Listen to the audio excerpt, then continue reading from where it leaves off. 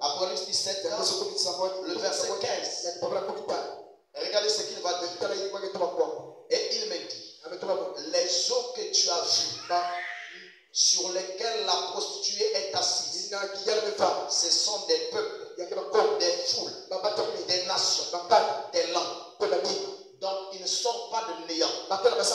Ils ne sortent pas du désert. Mais ils sortent un endroit là où il y a des foules, là où il y a des peuples, là où il y a des nations. Amen. Donc quand ils sortent d'un endroit,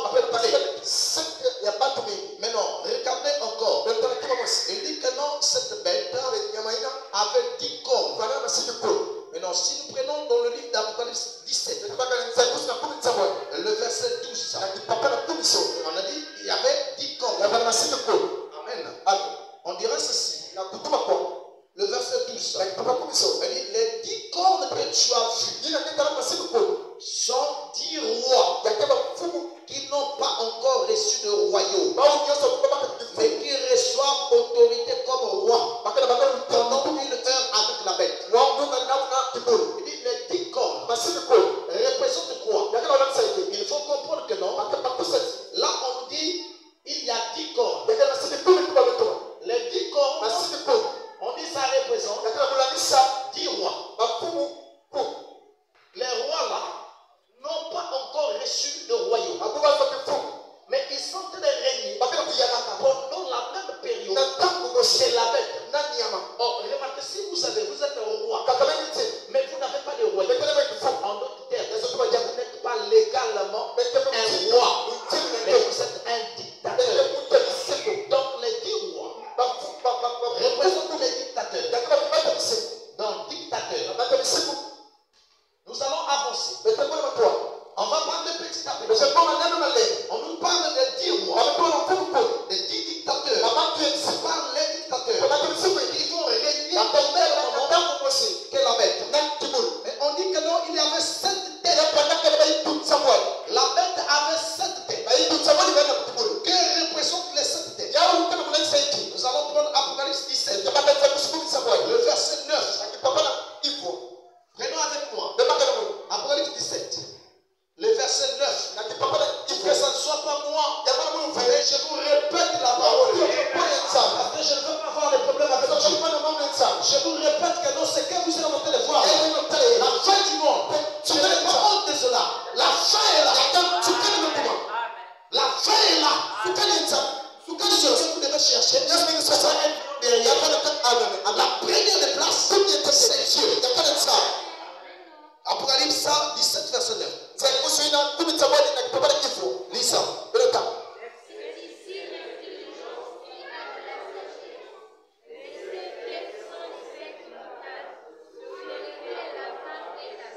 On nous dit les 7 têtes sont des 7 montagnes. Amen. Maintenant comprenez-moi ceci. Dans le monde entier, il y a 2 villes qui sont entourées par 7 montagnes. La première ville entourée par 7 montagnes, c'est la ville de Cincinnati aux États-Unis. C'est pas entouré, mais les montagnes deviennent sous forme de croissant. Mais pas entouré. Amen. Je veux que vous compreniez cela. Donc à Cincinnati, ne croyez pas que dans les côtes sont là-bas, les montagnes font un croissant. Donc comme une lune, demi-lune. Mais c'est pas entouré. C'est le premier élément. Si vous voulez, je peux vous donner le nom de ces 7 montagnes.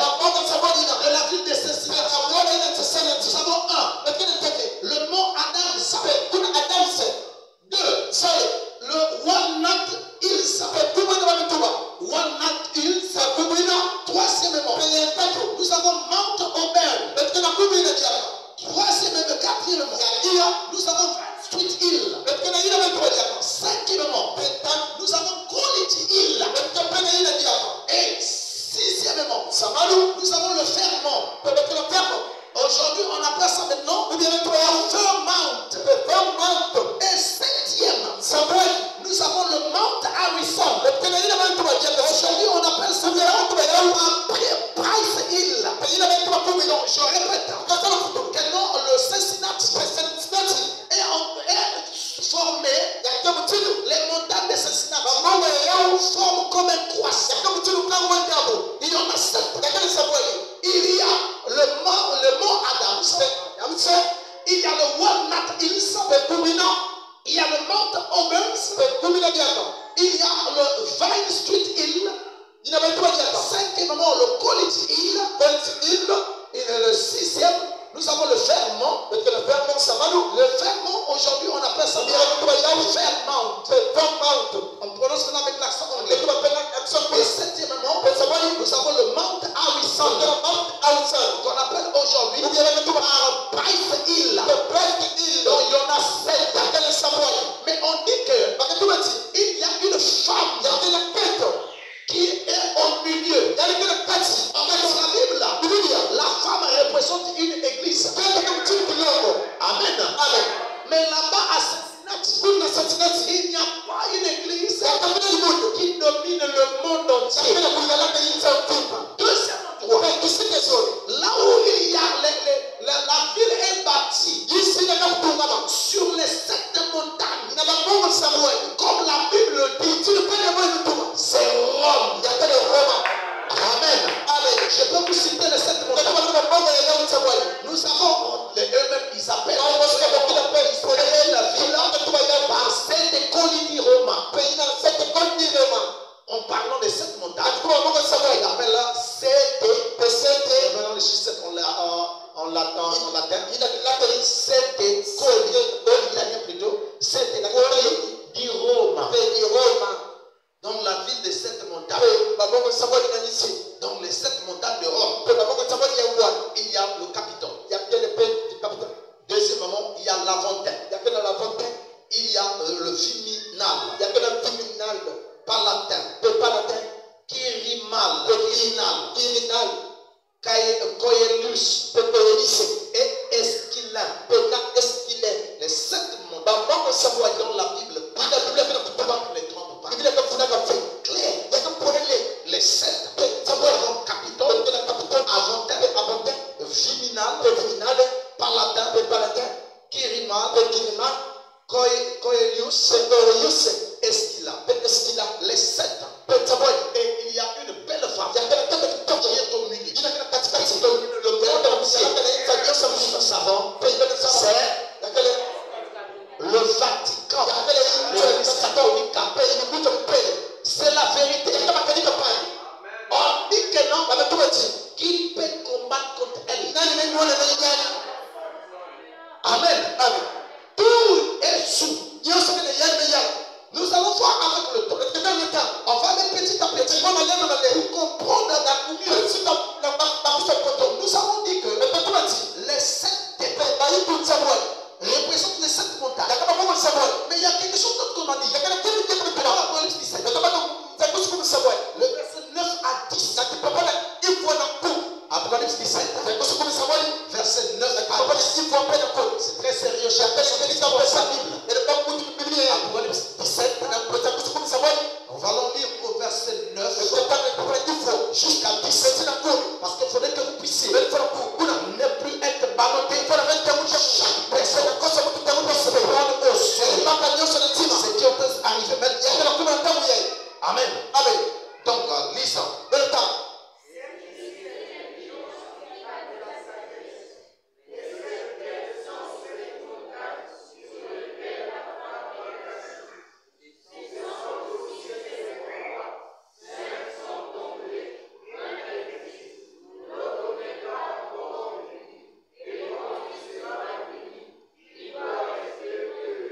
Maintenant, vous arrêtez là. On a dit que les 7 représentent 7 montagnes. Mais on va dire encore, non seulement 7 montagnes, les 7 têtes représentent aussi 7 rois. Vous êtes avec moi? Mais sauf que dans les 7 rois, Amen, en 3. Il dit d'abord 5 sont tombés, mais donc 5 sont morts, mais mais il y a un qui est maintenant. Alors que Jean, en plein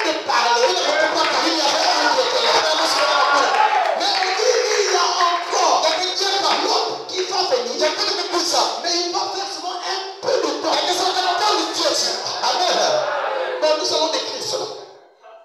Amen. Puisque là, nous sommes à Rome. Pour partir de Rome, le premier, nous allons citer. Le premier, il y a Jules César. Jules César. Deuxième, il s'appelait Auguste. Auguste. Troisième, Tibère. Quatrième, Caligula. Amen. Caligula. Cinquième, Claude. La Bible parle même de lui. Cinquième, Claude. Ça va Jules César. Auguste. Tibère. Caligula. Claude. Alors que Jean était en train de faire les cinq là étaient déjà morts. Amen. Mais alors qu'il était là, il y avait un qui était très méchant, très vilain, qui était là avec eux. Il s'appelle Néron.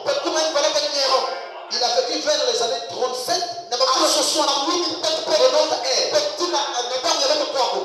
Donc après la mort de Jésus, il était là. C'est lui qui avait même tué sa mère. Il a attaché sa mère sur le cheval. Il a tiré dans toute la vie. Très méchant. C'est lui qui avait fabriqué des problèmes comme les chrétiens. Il est parti mettre le feu dans sa propre vie. Et il dit que les chrétiens ont mis le feu. Pourquoi pour tirer les chrétiens? Amen. Un homme méchant. Donc il était dans la même période que Jean. Je vous rappelle, la règne de Néron, c'est vers les années 37 à 68. Là, il n'y a pas de débat. La chose est claire. La chose est nette. Amen. Mais on dit que il devait avoir un autre. Il devait venir, mais qui ne met pas assez de temps. Qui est cela? Après Néron, le septième autre on a parlé. Il s'appelait Galba. Vous allez trouver que non, la plupart des rois là on les appelait les héros. C'était des titres. Mais les son frère non. Mais regardez avec moi. L'histoire montre que Galba a vécu. Le règne de Galba commence le 8 juin. 1960. De 8 juin jusqu'au 15 janvier 69. Donc Galba a vécu, a régné environ 7 mois. La Bible a dit il ne va pas mettre de temps. Regardez la précision de la Bible. Il dit d'abord il y a 5 rois, mais qui sont tombés déjà. Mais il y en a un qui est pendant la prophétie. Mais il y avait encore l'autre qui devait venir. Il ne veut pas mettre. Ça, c'est les Écritures qui disent. Et là, nous comprenons. Nous avons repéré. D'après la prophétie et la mémoire, nos 7 rois. Amen. Les 7 têtes. Donc, ils ne sont pas seulement les montagnes. Ça représente aussi ces 7 rois. Maintenant, remarquez avec moi. Nous allons encore découvrir quelque chose. Prenons la même écriture. Apocalypse 17. Nous allons lire le verset 10 à 11. Apocalypse 17. Le verset 10 à 11. 10 à 11. Prenez la parole. Nous sommes dans Apocalypse 17. Verset 10 à 11. 17, verset 10 à 11. Lisons le Seigneur. Recommençons.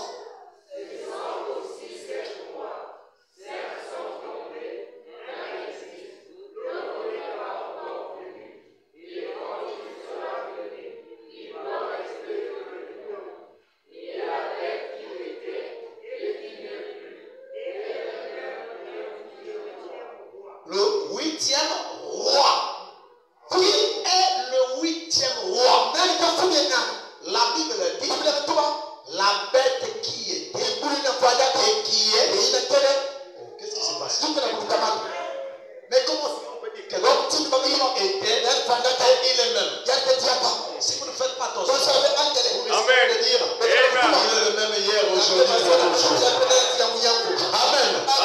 Si vous ne faites pas attention, donc là on nous montre la bête qui était, qui est, lui-même est le 8e. C'est qui était, qui est le pape. La succession des papes. Quand des papes meurent, l'autre remplace. L'autre remplace. Le pape, il est la bête. Amen. Suivez attentivement. Nous avons d'abord montré que Rome représente d'abord aussi la bête. Mais on dit encore la bête qui est le 8e roi. Donc lui aussi il est une bête. Amen. Donc comprenez la succession papale. Qui est Boniface III. Jusqu'à présent, il meurt. Il est le 8e roi. Maintenant, remarquez, la Bible dit qu'il a une blessure mortelle qui était guérie. On dit notre animal, notre bête, notre dragon avait une blessure. Mais cette blessure grave était guérie. Que représente quelle blessure que Rome a reçue, qui a été guérie? C'est ça le problème.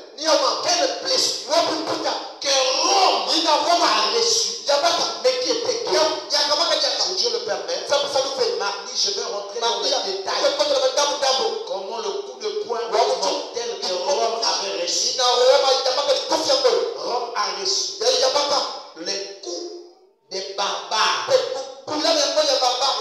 Les barbares sont des peuples qui n'acceptaient pas le règne de Rome sur eux. C'est un peuple qui était hors cette loi. On les appelait les barbares. Quand ils ont remarqué que Rome était en train de leur mater, ils vont se rébeller avec l'appui des gladiateurs. Beaucoup de gens, de personnes se sont rebellés. Ils ont frappé Rome. Rome était anéantie. Rome a reçu une blessure mortelle. Mais après cette blessure, Rome va se lever sous le règne de Constantin. Parce que Constantin s'était créé une complicité avec les chrétiens. Avec aussi la prière des chrétiens. Et quand les chrétiens ont prié pour Constantin, et Constantin arrive. Je vais vous expliquer pour les détails. Constantin remarque que non, Rome était dans cette situation. Il fait un rêve. Une croix blanche. Parce que c'est quoi pendant cette période? Les chrétiens, ils priaient dans leur église. Ils avaient une croix. Une croix blanche. Et Constantin fait le rêve d'une croix. Il a dit que non. Certainement, si je pars vers les gens qui ont cette croix, s'ils prient pour moi, et nous pouvons gagner. C'est là où Constantin va aller voir les chrétiens de cette époque, les apôtres de cette époque. Il va demander qu'on puisse prier pour moi. Il dit, si je gagne contre tous ceux qui sont en train de combattre, je veux permettre que vous puissiez prier les chrétiens vont prier pour lui. Il va partir. Il a gagné la guerre. Et un moment plus tard, il dit que les chrétiens peuvent prier librement. Mais un moment, il voulait négocier avec les chrétiens. Il va négocier. Il va vouloir maintenant même être la tête. Pendant les années 325, pendant le concile de Nicée, qu'est-ce qui va se passer? Constantin va réunir les chrétiens. Pendant ce concile, ils vont changer la manière de faire. Le christianisme n'était plus comme auparavant. Ils vont créer un pape. notre système. C'est là où Rome se relève.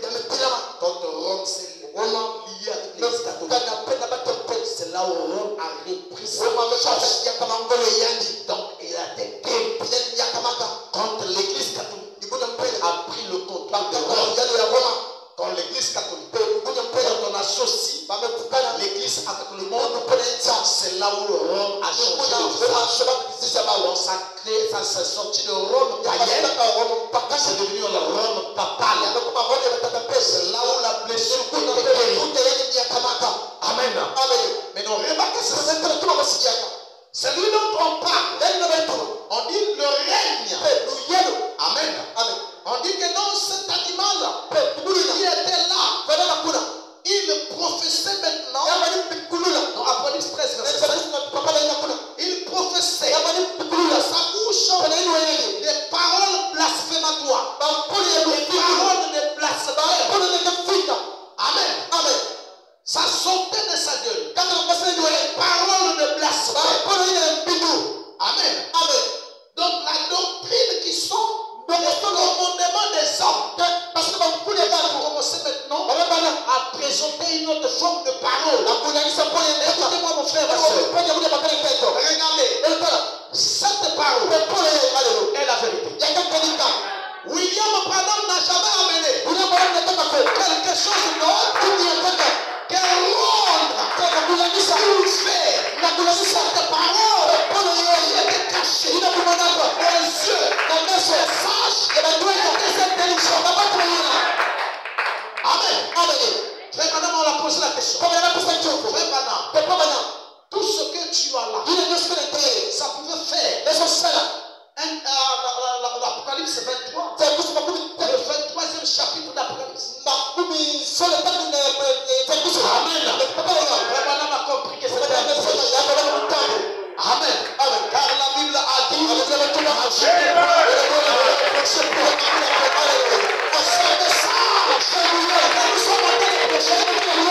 ce n'est pas un message qui vient de l'homme. Ça ne vient même pas de William. C'est lui-même.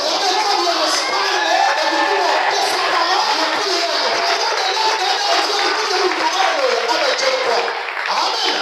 Est-ce que vous le croyez? Nous sommes en train de prendre la Bible. L'histoire. Ce que nous sommes en train de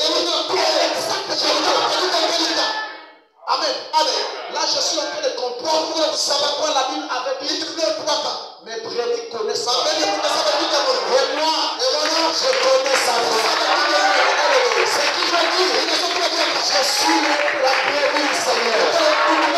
Et toi, tu connais la voix. C'est qui montre que c'est la brebis du Seigneur. Amen. C'est difficile, mais c'est la vérité. Amen. C'est la vérité. Est-ce qu'on peut avancer? Les noms blasphématoires. Amen. On dit le blasphème contre le nom de Dieu. Rempli d'orgueil. Amen. On dit blasphémer le nom de Dieu. Faites attention. Comment quelqu'un va l'adorer? Une statue. Attendez. Ça c'est blasphème. Un blasphème. Comment quelqu'un va dire Marie, la mère de Dieu. Amen. Attention. Faites attention. C'est des noms de blasphème. Dieu qui va avoir une mère. Amen. Jésus, en venant dans sa chair, a eu une mère. Mais si vous prononcez le mot, la mère de Dieu, c'est insulté. Moi, entre la maman et l'enfant, qui est plus grand? Qui vient avant? La maman. Ça veut dire la maman a plus d'importance. Donc dire des choses comme ça veut dire Dieu est sous Marie. Amen. Ne dites jamais des choses comme ça. Nous bénissons Dieu pour Marie, une femme exceptionnelle. Elle avait cru. Elle Les choses de l'homme. Regardez, je vous dis la vérité. Cette parole, tu n'es pas de Dieu. Tu ne peux jamais supporter. C'est trop compliqué. Mais la Bible nous avait signé. Il a dit, va, pose-la.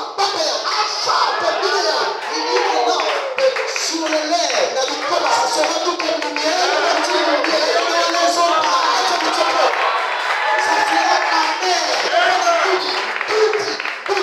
La parole là, on nous a dit, dès que quelqu'un te dit, ce message est difficile. Oui, je sais. On avait dit, ça sera nous dit. Il y a quelqu'un de père nous dit. Alléluia. Mais c'est Dieu qui a dit, nous allons ça sera amen. Il y a quelqu'un de nous dit. Dans les derniers temps, les gens ne supporteront pas la scène de peuple. Ils ne supporteront pas. Qu'est-ce que vous faites? Béni soit le nom de Dieu. Ça vous le connaît ça. Ce que tu supportes. Amen. Amen. Est-ce qu'on peut acclamer le Seigneur de ce moment? Que Dieu soit béni. Ça fait comme ça. Amen. Est-ce que nous sommes bien? Nous sommes en train de préparer. Maintenant, comment ça? L'enlèvement. On est en train de préparer. Les marches. Je sens comme s'il y avait quelque chose.